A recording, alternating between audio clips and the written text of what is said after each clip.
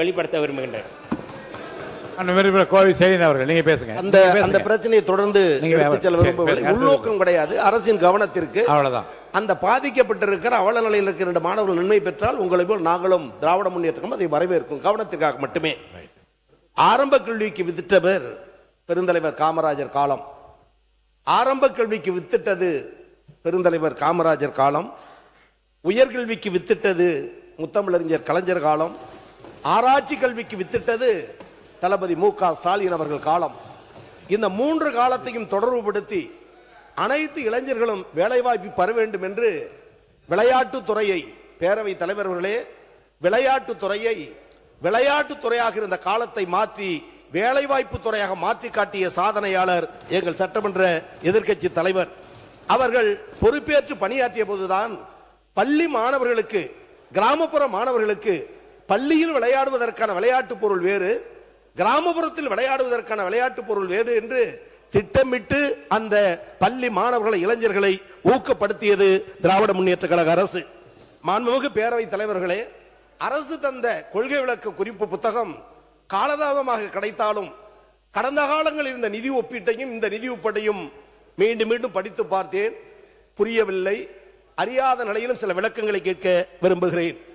பள்ளிக்கல்வி துறையில் 2024-25 ஆண்டில் கணக்கு செலவினம் 12,222 கோடி, 12,000 கோடி.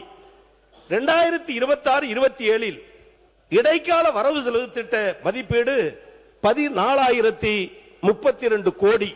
நான் பேரவைத் தலைவர் வாயிலாக கேட்பது, திருத்த வரவு செலவு திட்டத்தில் 12,000 கோடியும் இல்லை, 14,000 கோடியும் இல்லை, மாறாக 11,029 கோடி திருத்த வரவு செலவு திட்ட மதிப்பீட்டில் வழங்கியிருக்கிறோம்.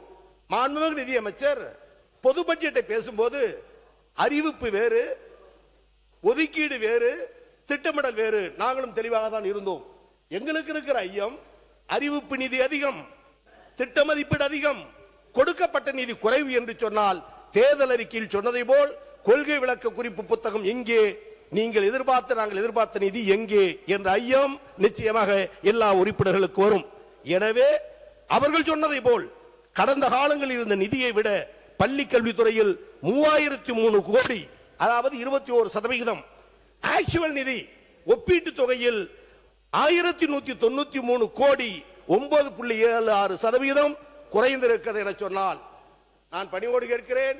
நண்பா, நண்பீஸ், குழந்தைகள் விரும்பினார்கள், இந்த ஆட்சிக்கு வர துணை இருந்தார்கள், அவர்களுக்கு நீங்கள் தருகிற பரிசு பள்ளி கல்வித்துறையில் நிதி ஒதுக்கீடு குறைவா என்ற கேள்வியை நான் ஆக்கப்பூர்வமாக கேட்க விரும்புகிறேன். இன்றைய தினம் 1 கிலோமீட்டர் தூரத்திற்கு ஒரு தொடக்க பள்ளி, 3 கிலோமீட்டர் தூரத்திற்கு ஒரு நடுநிலைப் பள்ளி, 5 கிலோமீட்டர் தூரத்திற்கு ஒரு உயர்நிலைப் பள்ளி, 8 கிலோமீட்டர் தூரத்திற்கு ஒரு மேல்நிலைப் பள்ளி என்று ஆரம்ப கல்வியை அற்புதமாக செய்த அரசு கழக அரசு. அந்த மாணவர்களை ஈர்ப்பதற்கு வசதியாக வாரத்திற்கு 2 முட்டை என்று முதலில் முத்தமிழறிஞர் கலைஞர் அறிவித்தார். முட்டை திட்டம் என்பது ஏழை மாணவர்களுக்கு பொக்கிஷம், எங்களை போன்றவர்களுக்கு வரப்பிரசாதம். சட்டமன்ற உறுப்பினர்கள் கேட்டார்கள், 5 நாள் பள்ளி நடக்கிறது, 2 முட்டை போதுமா என்று. முத்தமிழறிஞர் சொன்னார், வாரத்திற்கு 5 முட்டை வழங்கப்படும். அதன் விளைவு நாமக்கல் மாவட்டத்தில் முட்டை உற்பத்தியாளர்கள் பாதிக்கப்பட்ட நிலையில் இருந்தார்கள். ஒரு கல்லில் 2 மாங்காய் என்பதை போல முட்டை உற்பத்தியும் அதிகரித்தது, ஏழை எளிய மாணவர்களுக்கு சத்தான முட்டையும் கிடைத்தது. அன்றைய சட்டமன்ற உறுப்பினர் வெங்கடேஷ தீட்சிதர் எழுந்து கேட்டார், பேரவைத் தலைவர் அவர்களே, கரிமீன் சாப்பிடக்கூடியவர்களுக்கு, அசைவம் சாப்பிடக்கூடியவர்களுக்கு நீங்கள் முட்டை, சைவம் சாப்பிடுவர்களுக்கு கேட்டார். கலைஞர் அடுத்து சொன்னார், வாழைப்பழம் வழங்கப்படும். எனவே அனைத்து தட்டு மக்களும் பலனடைய வேண்டும் என்பதற்கு அற்புத திட்டங்களை கொண்டு வந்து ஆரம்ப பள்ளியில் மாணவர்களை அதிக சேர்த்தது கலைஞர் அரசு, கழக அரசு. அதன் நீட்சிதான் எங்கள் ஆரோக்கிய அண்ணன், தமிழ்நாடு முதலமைச்சராக இருந்த தளபதி அவர்கள் காலை சிற்றுண்டி திட்டத்தை கொண்டு வந்தார்.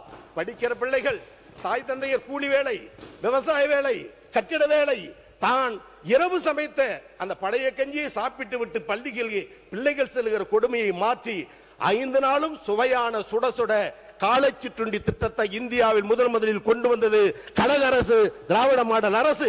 அதன் நீட்சியாக தான் அரசு உதவி பெறும் பள்ளிகளில் கேட்டார்கள், அதையும் செய்தார். இன்றைக்கு நம்முடைய தமிழக அரசு அதனை 6லிருந்து 8 வரை நடுநிலைப்பள்ளி என்று நீட்டியிருக்கிறீர்கள். ஆனால் முதலமைச்சர் பெயரில் இருந்த திட்டத்தை பெருந்தலைவர் பெயரில் வைத்திருக்கிறீர்கள். நாங்கள் வரவேற்கிறோம், நாங்கள் எதிர்க்க அல்ல. பெருந்தலைவர் காமராஜருக்கு பெருமை சேர்த்தது கலைஞரை விட தமிழகத்தில் வேறு யாராக இருக்க முடியும்? ஆனால் திட்டமிட்டது நாங்கள், நிதி ஒதுக்கீடு நாங்கள், கோப்பு நாங்கள், பயன்படுத்துவதற்கான வாய்ப்பையும் அதற்கான அதிகாரி ஆலோசித்தது நாங்கள், பெயர் வைப்பது மட்டும் நீங்கள் என்றால் அது எப்படி சரியாக இருந்திட முடியும்? மீண்டும் மீண்டும் கேட்க விரும்புவதெல்லாம் பேரவை தலைவர் அவர்களே, இல்லந்தேடி கல்வி ஒரே நிமிஷம் முடிச்சிடறேன். பள்ளி இல்ல, கல்லூரிக்கு வரல, கல்லூரிக்கே வரல, பள்ளியில தான் இருக்கு. கொரோனா காலகட்டம், தாய் மகனை பார்க்க முடியவில்லை, பிள்ளை தந்தையை பார்க்க முடியவில்லை, இறந்து போன போது அருகில் இருந்து இறுதி சடங்கு செய்யக்கூட முடியவில்லை. அந்த காலகட்டத்தில் புத்தகத்தை மறந்து போனோம், எழுத்தை மறந்தோம், ஏபிசிடி மறந்தோம், 1 2 3 மறந்தோம், ஆசிரியரை மறந்தோம். அந்த நேரத்திலும் இல்லந்தேடி கல்வியை தமிழகத்தில் தந்த காரணத்தால் தொடக்க பள்ளியின் கல்வி வளர்ந்தது, உயர்கல்வியை தொட்டோம். எனவே பள்ளி கல்வித்துறையில் இன்னும் கூடுதல் அக்கறை காட்டி அந்த துறையை மேம்படுத்த வேண்டும் என கேட்டுக்கொள்கிறேன். உயர்கல்வியை பொறுத்தவரை மாண்புமிகு அமைச்சர் சொன்னதை போல் அந்த துறையில் 1.5 ஆண்டு காலம் உயர்கல்வித்துறை அமைச்சராக இருந்தேன். இன்றைக்கு நினைத்து பார்க்கிறேன், ஒரு எளிய குடும்பத்தில் பிறந்தவன் இந்த கோவி செலியன். மிட்டா மராஸ் அல்ல, கோடீஸ்வரன் அல்ல, லட்சவாதிபதி அல்ல, பஸ் முதலாளி வீட்டு பிள்ளை அல்ல. 2 முறை சட்டமன்றத்தில் எதிர்க்கட்சி வரிசை, 3வது முறை அரசு கொறடா, 3.5 ஆண்டுகள், 1.5 ஆண்டுகள் உயர்கல்வித்துறை அமைச்சர். நான் பொறுப்பேற்ற பொழுது 4 அமைச்சர்களுக்கு வாய்ப்பு வழங்கப்பட்டது. பேரவைத் தலைவர்களே, நான் சொல்லுவது என்னுடைய சுய முகவரிக்காக அல்லது சுய வெளிச்சத்துக்காக அல்லது சுய விளம்பரத்துக்காக அல்ல. இன்றைய தினம் ஒடுக்கப்பட்ட மக்கள், பிற்படுத்தப்பட்ட மக்கள், தாழ்த்தப்பட்ட மக்கள் அவர்கள் அங்கீகாரத்தை பெற்றுள்ளோம் என்று பெருமையோடு சொல்லுகிறோமே. 4 பேருக்கு அந்த அமைச்சர் அறிவிக்கப்பட்டது. ஒருவர் இன்றைக்கு சட்டமன்ற உறுப்பினராக இருக்கிற செந்தில் பாலாஜி மீண்டும் மதுவிலக்கு ஆயத்தீர்வு என்று சொன்னார்கள் செய்தியிலே. நான் செய்தியை தான் கேட்டேன், பார்த்தேன். இன்றைக்கு சபையில் இல்லை. ஆவடி நாசர் சிறுபான்மை மற்றும் வெளிநாடு வாழ் தமிழர்கள் என்றார்கள். இன்றைக்கு சபையில் இல்லை. சேலம் ராஜேந்திரன் சுற்றுலாத்துறை என்றார்கள். 4வதாக முனைவர் கோவிசெலியன் என்றார்கள். என்னை நானே நினைத்துக் கொண்டேன், எந்த துறையாக இருக்கும், கடந்த காலங்களில் இருப்பதை போலதானே எண்ணினேன். ஆனால் எந்த சமூகத்தில் பிறந்தவனுக்கு கல்வி இல்லை என்றார்களோ, மறுக்கப்பட்டதோ, அந்த சமூகத்தில் பிறந்த ஏழை தொண்டன் கோவிசெலியன் இந்தியாவில் முதலில் உயர்கல்வித்துறை என்ற அங்கீகாரத்தை வழங்கினார். நான் இன்றைக்கு நினைத்து பார்க்கிறேன், அதிகமான உறுப்பினர்கள் நாங்கள் தான் 6 அமைச்சர்கள் என்று சொல்லுகிறார்கள். இன்றைக்கு 6 எண்ணிக்கையில் அதிகம். அன்றைக்கு 91 89களில் 3 பெரும் பொறுப்பு பட்டியல் இனத்தவருக்கு வழங்கியது திமுக, அதன் தலைவர் டாக்டர் கலைஞர். துணை சபாநாயகர் இருக்கை அந்த பட்டியலின மக்களுக்கு வழங்கியது திராவிட முன்னேற்ற கழகம். பேசுகிற கோவிசெலியனை திராவிட முன்னேற்ற கழகத்தின் நம்பிக்கைக்குரிய பொறுப்பான அரசு கொறடா என்ற வரலாற்றை தமிழக சட்டமன்ற வரலாற்றில் முதல் உருவாக்கியது திராவிட முன்னேற்ற கழகம். அது மாத்திரமல்ல, டிஜிபி காவல்துறையுடைய உயர் அதிகாரி வழங்கியது திராவிட முன்னேற்ற கழகம். தலைமைச் செயலாளர் பட்டியலில் நிறுத்துவதற்கு வழங்கியது திராவிட முன்னேற்ற கழகம். உச்சகட்டமாக சொல்ல வேண்டுமானால், வரதராஜன் என்ற ஒரு நீதிபதியை முதலில் உயர் நீதிமன்றத்தில் ஒரு பட்டியல் இனத்தவரை உட்கார வைத்து மயிலாடி ஒரு ஆணர் என்று வழங்க வைத்தது திராவிட முன்னேற்ற கழகம். இதன் அடிப்படையில் சொல்ல வேண்டுமானால், ஒடுக்கப்பட்ட மக்களுக்கு என்றைக்கும் கல்வியில் உயர்கல்வியில் குரல் கொடுக்கிற இயக்கம் திராவிட முன்னேற்ற கழகம். பேரவைத் தலைவர்களே, விரைந்து முடிக்க விரும்புகிறேன். தமிழ்நாடு முதலமைச்சர் அவர்கள் துணைவேந்தர் நியமிக்கின்ற அதிகாரத்தை அந்தந்த மாநில முதலமைச்சர் பெற வேண்டும் என்று சட்டப்பேரவையில் ஏகமனதாக தீர்மானம் நிறைவேற்றினோம். கலைஞர் முதலமைச்சராக இருந்தபோது தேசிய கொடி ஏற்றுகிற உரிமையை அந்த மாநில முதலமைச்சர் தான் ஏற்ற வேண்டும் என்று போராடி வாதாடி வெற்றி பெற்றது அன்பு தலைவர் கலைஞர் அவர்கள். எம்ஜிஆர் முதலமைச்சராகிறார், தேசிய கொடி வழங்கப்படுகிறது. கொடியேற்றுகிற நேரத்தில் அரசியலில் கலைஞரை நான் வென்றிருந்தாலும் எங்களை போன்ற முதலமைச்சர்கள் கூட கொடியேற்றுகிற உரிமை பெற்று தந்த கலைஞருக்கு நன்றி என்று அவர் பேசிய பேச்சு இன்றைக்கு நாட்டு மக்களிடம் தெரியும். மாண்புமிகு முதலமைச்சர் கொடியேற்றினார், வரவேற்கிறோம். ஆனால் இந்த தேசிய கொடி ஏற்றிய உரிமையை இந்தியாவில் எல்லா மாநில முதலமைச்சருக்கும் பெற்று தந்ததை போல் அந்தந்த மாநிலத்தில் இருக்கிற பல்கலைக்கழகங்களுக்கு அந்தந்த மாநில முதலமைச்சரே துணைவேந்தர் நியமிக்கலாம் என்ற சட்டப்பேரவை தீர்மானத்தை ஒட்டி அதில் ஏற்பட்ட இடர்பாடை கலைந்து உச்சநீதிமன்றத்தில் வழக்கு தொடுத்து போராடி வாதாடி அந்தந்த மாநில முதலமைச்சர் அந்தந்த மாநிலத்தில் இருக்கக்கூடிய பல்கலைக்கழகங்களுக்கு துணைவேந்தர் நியமிக்கலாம் என்ற சட்ட தீர்ப்பை பெற்றதற்கு பிறகும் இதுவரை அந்த துணைவேந்தர் நியமனம் செய்யப்படவில்லையே? ஏன்? சட்ட பாதுகாப்பு உங்களுக்கு வழங்கியது நாங்கள். ஆனால் இன்றைக்கு அந்த துணைவேந்தர் தேர்வு செய்கிற குழுவில் இதுவரை இருந்தது 3 பேர். இப்பொழுது எதற்கு 5? ஆளுநருக்கு தலையீடு எங்கே? ஆளுநர் என்பவர் நாட்டில் ஆளுநராக இருக்கட்டும். பல்கலைக்கழகத்தை இடம் தேர்வு செய்து மாநில அரசு, கட்டிடங்களை தருவது மாநில அரசு, மாணவர்கள் சேர்க்கை மாநில அரசு, ஊதியம் மாநில அரசு. அவரே ஒரு நியமனம், அவர் எப்படி இவரை நியமனம் செய்ய முடியும் என்ற கேள்வியை எழுப்பதனுடைய விளைவு அந்த உரிமையை பெற்றோம். பேரவைத் தலைவர்களே, தேசிய கொடி ஏற்றிய உரிமையை கலைஞர் பெற்றதை போல் பல்கலைக்கழகங்களை காக்கிற உரிமை பெற்றது கழக அரசும் தளபதியும். அதை இந்த அரசு தொடர்ந்து செய்ய போகிறதா அல்லது ஒன்றிய அரசுடைய வற்புறுத்தலின் பேரில் 5 தேர்வு குழுவில் இருப்பதை அனுமதிக்க போகிறதா என்பதை மாண்புமிகு பேரவைத் தலைவர் அவர்களே உங்கள் வாயிலாக நான் கேட்டுக்கொள்ள விரும்புகிறேன். நீங்க பேசி முடிச்சுங்க. பேரவைத் தலைவர் அவர்களே, கடந்த காலங்களில் உயர்கல்வியில் திறக்கப்பட்டது 40 கல்லூரிகள். கடந்த 5 ஆண்டு கால திமுக ஆட்சியில் 38 கல்லூரி. இந்த எளியவன் கோவிசிலியன் கடைசி ஆண்டு இறுதி ஆண்டு இருந்த பொழுது 16 கல்லூரிகள்.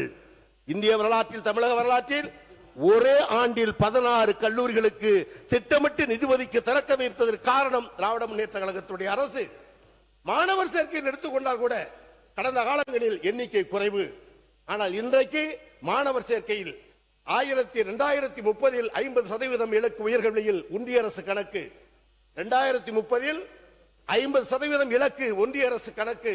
ஆனால் 2023 47 விழுக்காட்டை தொட்ட மாநிலம் தமிழ்நாடு. தொடுவதற்கு யார் காரணம்? இன்றைக்கும் கிராமப்புற மாணவர்களுக்கு 15% இடஒதுக்கீடு யாரால்? நீ முதல் பட்டதாரியா, அரசு 5 மதிப்பெண் தரும், நீ படின்னு அவரை படிக்க வைத்தது யாரால்? இன்னும் சொல்ல வேண்டுமேனால், கிராமப்புற மாணவன் நகரத்தில் சென்று படிப்பதற்கு மாணவர்களுக்கு இலவச பஸ் பாஸ். தமிழ் மொழியில் படிக்க வேண்டுமா? ஆங்கிலம் புரியவில்லையா? தமிழில் படி ஊக்கப்படுத்தி நிதி உதவியும் தந்து அந்த மாணவர் சேர்க்கை அதிகரித்தது திராவிட முன்னேற்ற கழக அரசு. இன்றும் சொல்லுவேன், என்றும் சொல்லுவேன், உயர்கல்வியில் தமிழ்நாடு உச்சத்தை தொட்டதற்கு காரணம் திராவிட முன்னேற்ற கழக அரசு என்பதை இந்த நேரத்தில் நான் அன்போடு பணிவோடு தெரிவித்து, இறுதி செய்தியாக ஆதாரபூர்வமான செய்தி, சூப்பர் ஸ்கூல் சூப்பர் கேம்பஸ் அருமையான திட்டம். கழிப்பறையே இல்லாததை போல் நாங்கள் தான் கண்டுபிடித்தோம் என்று சொல்லட்டும், அது அரசின் பெருமையை சொல்லட்டும், வரவேற்கிறோம். ஆனால் அதற்கு ஒதுக்கி இருக்கிற நிதி 10,000 பள்ளிக்கு கிட்டத்தட்ட 139 கோடி. என் கணக்கு அவர்கள் கணக்கும் சரி என்றால் சரிதான். 10,000 பள்ளிக்கு 139 கோடி என்றால் ஒரு பள்ளிக்கு 1 கோடியே 1,39,000. ஒரு வருடத்திற்கு 1,39,000 என்று சொன்னால் ஒரு மாதத்திற்கு வெறும் 11,300.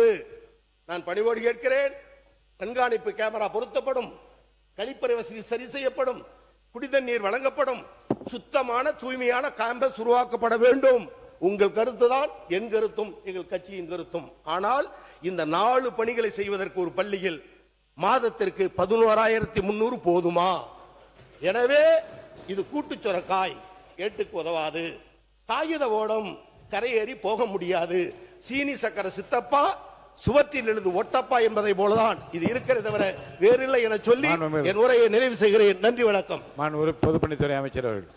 மாண்புமிகு பேரவைத் தலைவர்களே, நம்மளுடைய நோக்கம் எப்பொழுதும் எதிர்கட்சிக்கிட்ட எதிரியா பாக்குறது கிடையாது. ஆனா மாண்புமிகு உறுப்பினர்கள் மானிய கோரிக்கை பத்தி பேசும்பொழுது 60% குற்றச்சாட்டுகள் மட்டுமே சொல்லிட்டு இருக்காங்க.